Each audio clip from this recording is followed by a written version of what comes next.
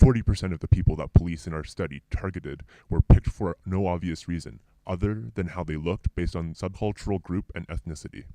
For example, our study has shown that black people are between 1.5 and 2.5 times more likely to be surveyed than normal civilians would expect. 10% of women are targeted for the viewing pleasure of male camera operators. These camera operators are expected to monitor security, which is quite the responsibility, not ogle one woman's assets. Even youth are being targeted. Young black men are especially singled out for appearing to belong to subcultural groups that look suspicious and threatening. The scrutiny of CCTV further extends to your law-abiding activists engaged in legal forms of dissent and discussion. A very popular function of CCTV is to read an activist's flyers and posters off lampposts and agendas in meeting areas. It's no wonder that many people are less than willing to speak against popular opinions if they know that they are being monitored for fear of retaliation. We know we've convinced you, so don't hesitate to invest in our cloak of invisibility, modeled after Harry Potter's very own. This piece of clothing.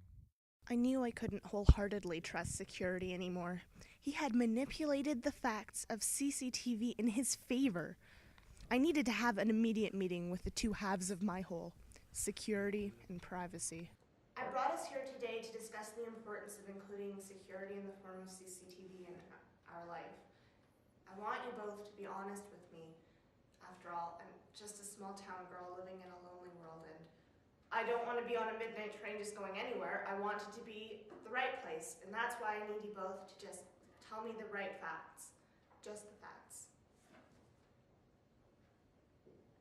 My darling, let me get things clear.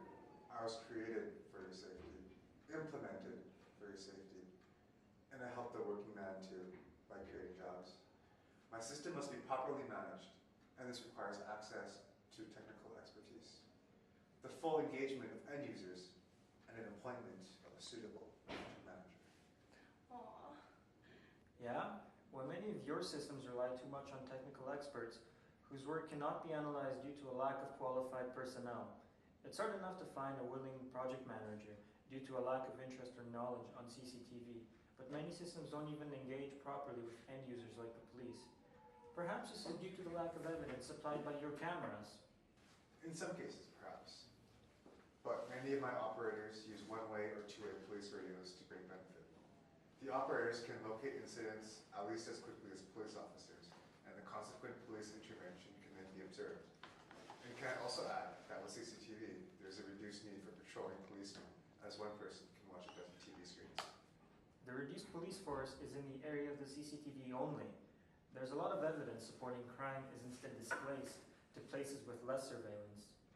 But you can't argue that with a study showing that within 100 meters of my CCTV cameras, crime was reduced by 2%, burglary 21%, criminal damage 3%, and vehicle crime 38%.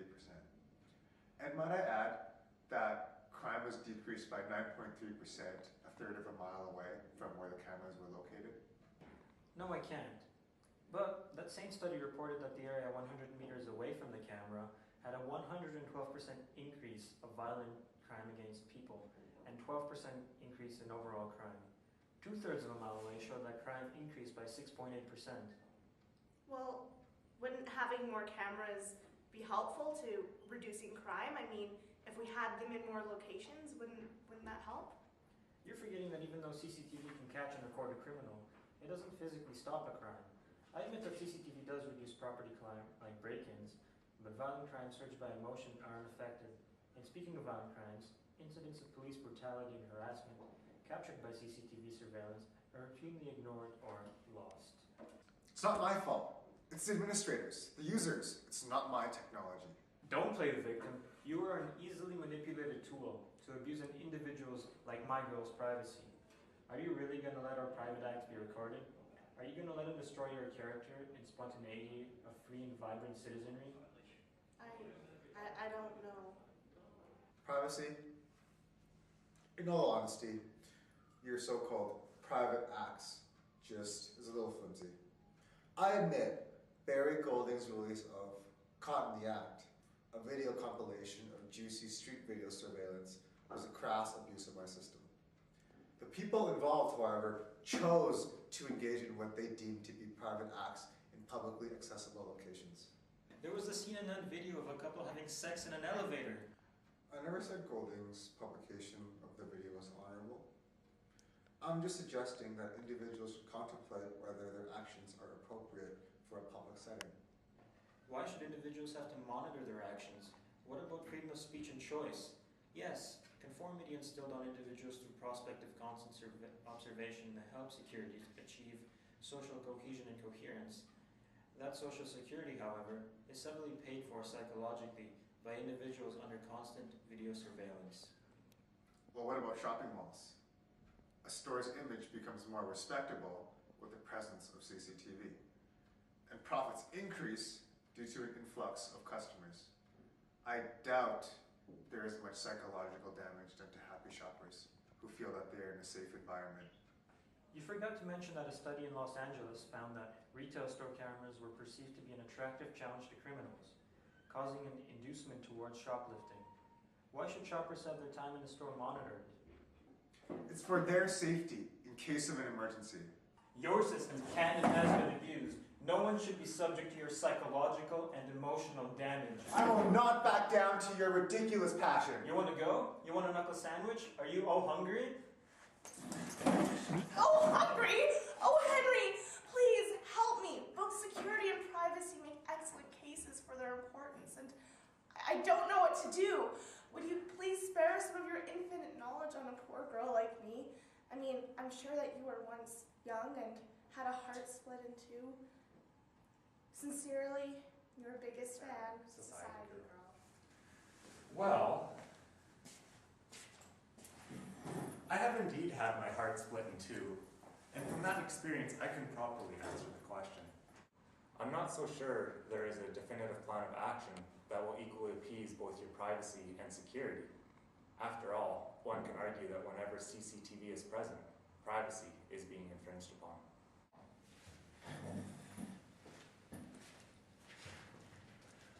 I view the relationship between privacy and security in the form of CCTV as a sort of paradox.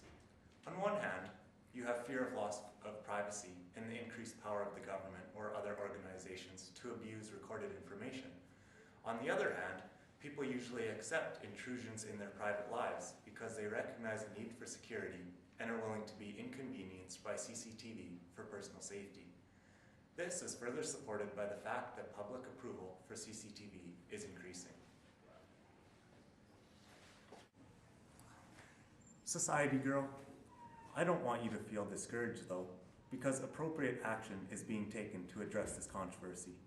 Britain has one of the highest concentrations of cameras, and their use is being regulated through the registration of system controllers with an information commissioner. This way, the operators must follow a data protection principle that acknowledges a person's privacy.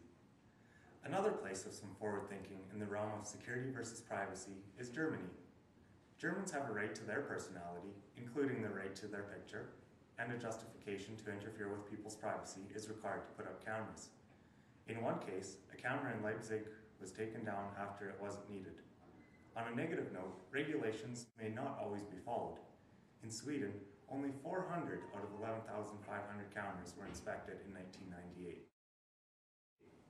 Ultimately, the initiative of these other countries to address the controversy between security and privacy is quite admirable.